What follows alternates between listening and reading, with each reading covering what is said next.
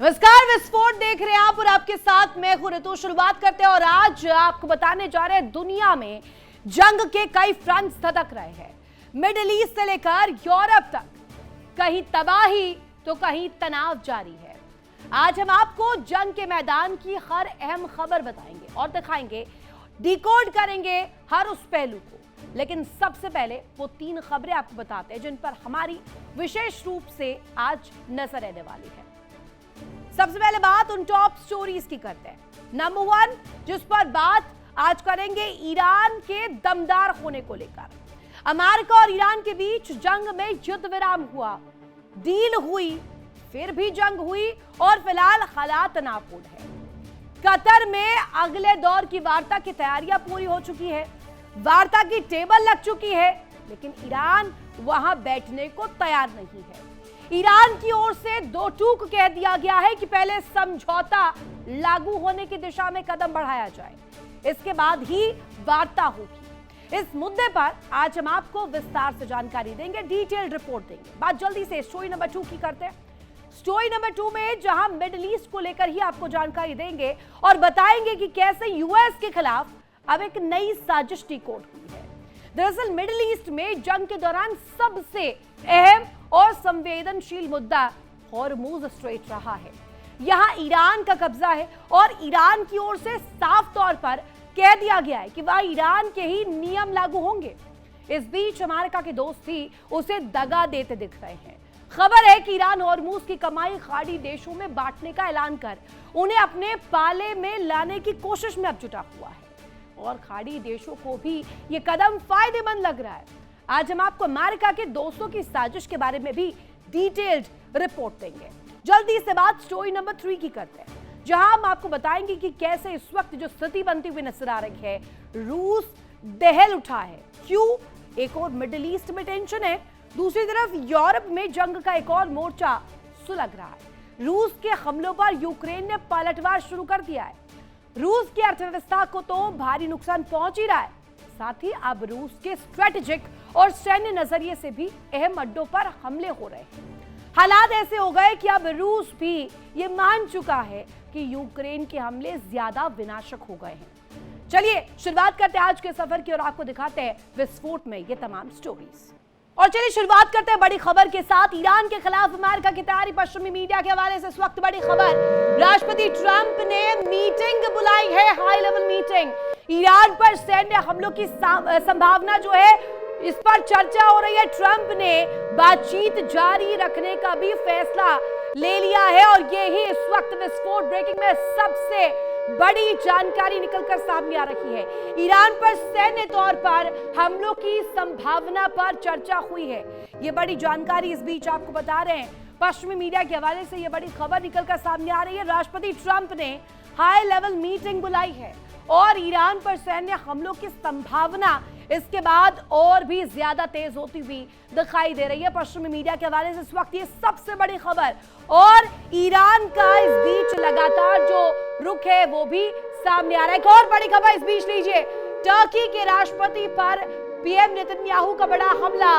Israel को खत्म करना चाहते हैं एर्दोगान और सीधे तौर पर आज इजराइल पहले से कहीं ज्यादा मजबूत है, यह भी बेंजामिन नेतन्याहू की तरफ से पक्ष रखा गया है।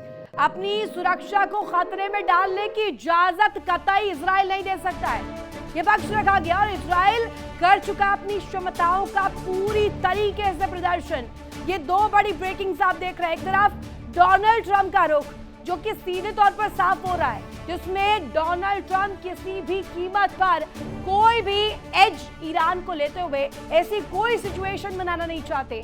दूसरी तरफ बेंजामिन नेतन्याहू जो अब सीधे तौर पर हमलावर है और तीखे तंज कस रहे हैं। तंज किस पर कस रहे हैं? टर्की के राष्ट्रपति पर। इस बीच एक बड़ी खबर और सामने आ रही है, बड़ी जानकारी आपको दे दे, जहां इस बीच जंग की जो आग है वो सुलग रही है। हॉर्मुज पर ईरान का बड़ा बयान सामने आया। ईरानी संसद के स्पीकर गालिबाफ का इस वक्त का सबसे बड़ा स्टेटमेंट, ईरान की सबसे बड़ी ताकत है हॉर्मुज स्ट्रेट और ईरान ने हॉर्मुज पर अपना अधिकार बिल्कुल छोड़ा नहीं है। गालिबाफ कह रहे हैं कि पूरी हुकूमत ईरान का ही हॉर्मुज पर चलने वाला है। समुद्री सेवाओं के टोल में 60 दिन की छूट अस्थायी व्यवस्था है, टेम्पररी यहां पर मैनेजमेंट है। इस बीच समुद्री सेवाओं के टोल में 60 दिन की छूट अस्थायी तौर पर की जा रही है।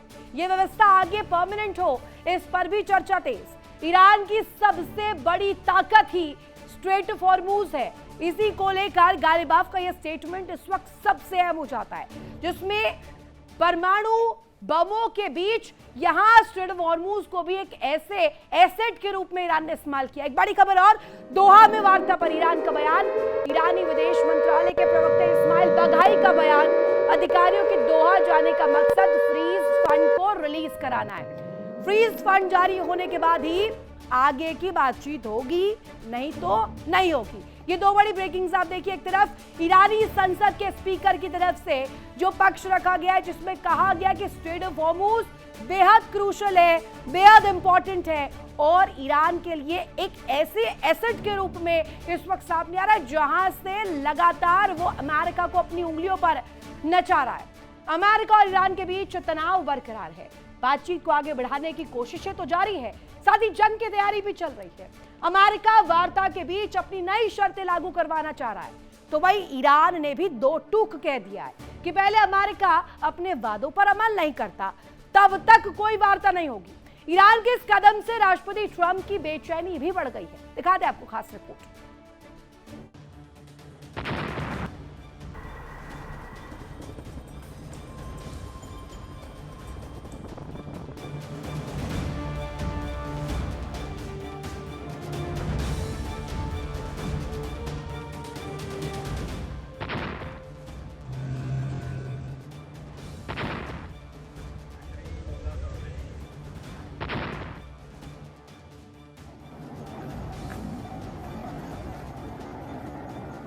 मिडिल ईस्ट की फिजाओं में एक बार फिर से तनाव बरकरार है।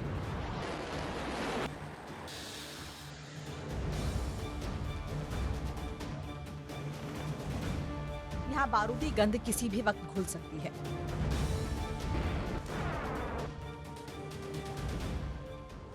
किसी भी समय बंदूकें और तोपें आग उगल सकती है।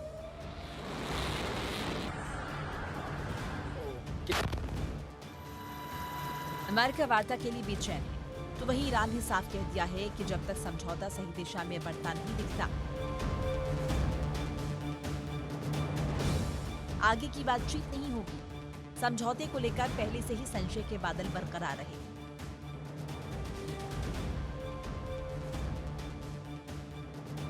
अमेरिका और ईरान के बीच लंबी जद्दोजहद के बाद डील हुई। आखिरकार समझौते पर दस्तखत हुए।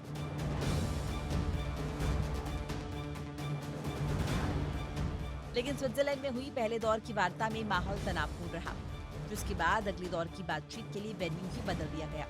कतर की दोहा में वार्ता तो होनी थी, दोनों देशों के प्रतिनिधि पहुंचे, लेकिन बातचीत नहीं हुई।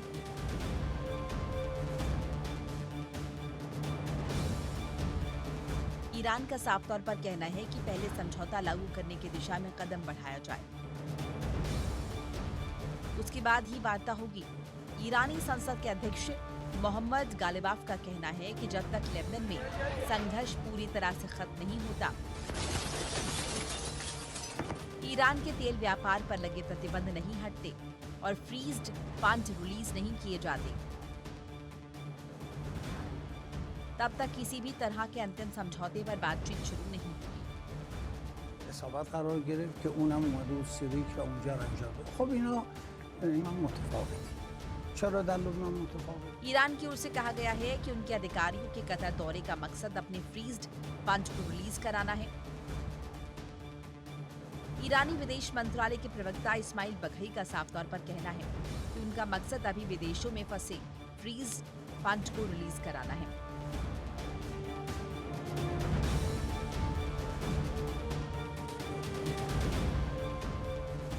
जब तक इस दिशा में कोई काम नहीं होगा, तब तक वो शांति समझौते पर आगे बातचीत नहीं होगी।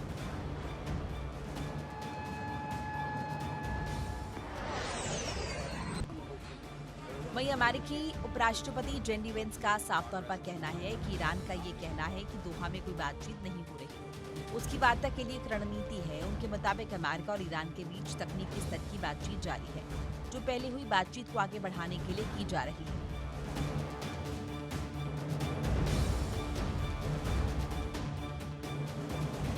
पेंस ने कहा कि ईरानी अधिकारी एक ओर शांति वार्ता से इनकार करते हैं, दूसरी ओर तकनीकी बातचीत की बात भी स्वीकार करते हैं।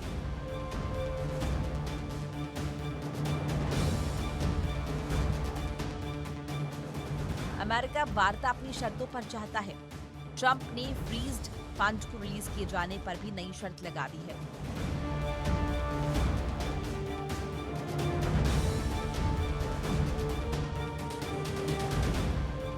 उन्होंने इसे परमाणु समझौते से जोड़ दिया है।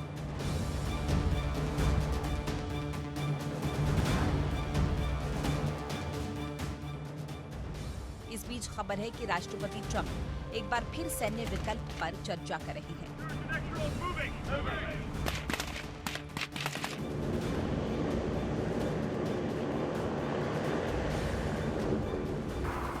पश्चिमी मीडिया की रिपोर्ट के मुताबिक राष्ट्रपति ट्रंप ने रक्षा मंत्री पीट हेगसेथ और जॉइंट चीफ्स ऑफ स्टाफ के चेयरमैन जनरल डैन कीन के साथ ईरान के खिलाफ सैन्य विकल्प पर चर्चा की।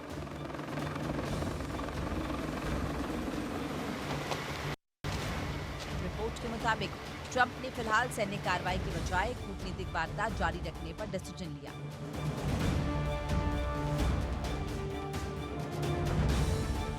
उनका मानना है कि समय बड़े पैमाने पर हमला करने से ईरान के साथ चल रही बातचीत प्रभावित हो सकती है।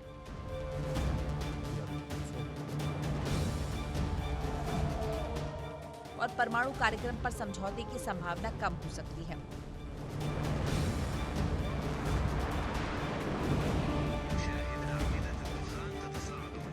फिलहाल अमेरिका और ईरान के बीच तनाव बरकरार है।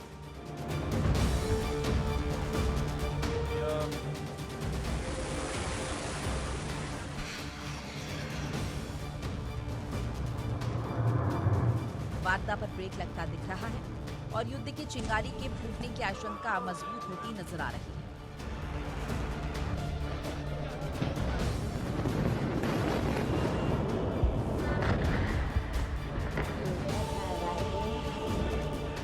Bureau report, India daily. और इस बीच एक बड़ी खबर, यूएस सऊदी रिश्तों पर पश्चिमी मीडिया की खबर। सऊदी ने पहले यूएस सेना को नहीं दी थी इजाजत, एयरबेस और एयर स्पेस के इस्तेमाल की इजाजत नहीं दी गई थी। यूएस के कड़े रुख के बाद सऊदी अरब ने रुख भी बदल दिया है। सऊदी अरब में सैन्य मौजूदगी कम करने को लेकर के विचार कर रहा है यूएस, और इसी को लेकर इस वक्त की सबसे बड़ी जानकारी सामने आ रही है। अमेरिका इस बात पर विचार कर रहा है कि सऊदी अरब में जो मिलिट्री बेसिस है उसे बंद किया जाए। एक और बड़ी खबर इस बीच, यूएस इजराइल संबंधों पर पीएम नेतन्याहू का बयान सामने आया। अब अमेरिका को मदद नहीं चाहिए, अपनी जरूरतें खुद पूरी कर सकता है इजराइल। अमेरिकी मदद इजराइल की जीडीपी का केवल छोटा सा हिस्सा है। और ये दो बड़ी खबरें अगर आप देखेंगे और दोनों को पैरेलली भी अगर कंपेयर करेंगे तो समझ आएगा कि इस वक्त मिडिल ईस्ट में जो बारूद सुलग रहा है वो क्यों। दरअसल इसके पीछे की बड़ी वजह डिप्लोमेसी और साथ ही साथ रणनीतिक मायने में वो स्ट्रेटजीज है जो अब अलग अलग बयानों के जरिए सामने आ रही है। एक तरफ यूएस सऊदी अरब के बीच लगातार जो तस्वीर है वो चिंताजनक बनती हुई नजर आ रही है। वहां से मिलिट्री बेसिस को बंद करने पर अब चर्चा की जा रही है। और अब बात करेंगे यूक्रेन रूस के बीच जारी जंग की। यूक्रेन की जमीन बीते 4 साल से ज्यादा समय से रूसी बारूद की तपिश में जल रही है। शुरुआती दौर में यूक्रेन ने अमेरिका और यूरोपीय देशों से मिले हथियारों से रूस का मुकाबला किया, लेकिन धीरे धीरे हालात बदल गए। अमेरिका यूक्रेन से दूर हो गया और यूरोपीय देशों के तरकश खाली हो गए, लिहाजा वो भी यूक्रेन की बहुत ज्यादा मदद नहीं कर पाए। दिखाते हैं। तो शुरुआती दौर में इस लड़ाई को बहुत छोटा माना जा रहा था। एक्सपर्ट्स उम्मीद कर रहे थे कि रूस बहुत जल्दी ही यूक्रेन में अपने टारगेट्स हासिल कर लेगा, लेकिन ऐसा नहीं हो सका। हालांकि रूसी सेनाओं ने यूक्रेन में काफी हद तक बढ़त हासिल की। यूक्रेन के एक बड़े हिस्से पर रूस की सेनाओं ने कब्जा भी किया, लेकिन उनके टारगेट्स अभी भी अधूरे रहे। जेलेंस्की की बात करें तो लगातार रूस के खिलाफ वो डटे हुए हैं। यूक्रेन के लिए ये जंग अस्तित्व की लड़ाई है। यूक्रेन ने पहले तो सहयोगियों से हथियारों से जंग लड़ी, लेकिन धीरे धीरे उसने अपनी तकनीक विकसित करके यूक्रेन के स्वदेशी हथियार आज रूस की सीमा में सैकड़ों किलोमीटर अंदर तक मारक क्षमता के साथ घुस चुके हैं। और इस बीच एक बड़ी खबर, अमेरिका के हालात पर ईरान का बड़ा बयान सामने आया। ईरानी संसद के अध्यक्ष गालिबाफ का बयान, यूएस के हुक्मरानों में नीतिगत मतभेद है। रूबियो और जेडी वेंस के अपने अपने रुख है। गालिबाफ की तरफ से ये स्टेटमेंट दिया गया है जिसमें सीधे सीधे अमेरिका पर तंज कसते हुए नजर आए, जिसमें उन्होंने कहा कि हुक्मरान अमेरिका के एक मत नहीं है, उसमें भी मतभेद नजर आ रहे हैं। और साथ ही साथ रूबियो और जेडी वेंस का कॉल अलग अलग है। इसी के साथ यहाँ रुकेंगे छोटे से ब्रेक के लिए। ब्रेक के उस पार भी खबर लगातार जारी है, बने रहिए इंडिया डेली के साथ। देखिए इंडिया डेली 24/7 अब आपके स्मार्ट टीवी पर। इंडिया डेली मौजूद है सभी डिजिटल प्लेटफॉर्म पर लाइव और लगातार। इंडिया डेली 24/7 हर दिन राष्ट्र को समर्पित।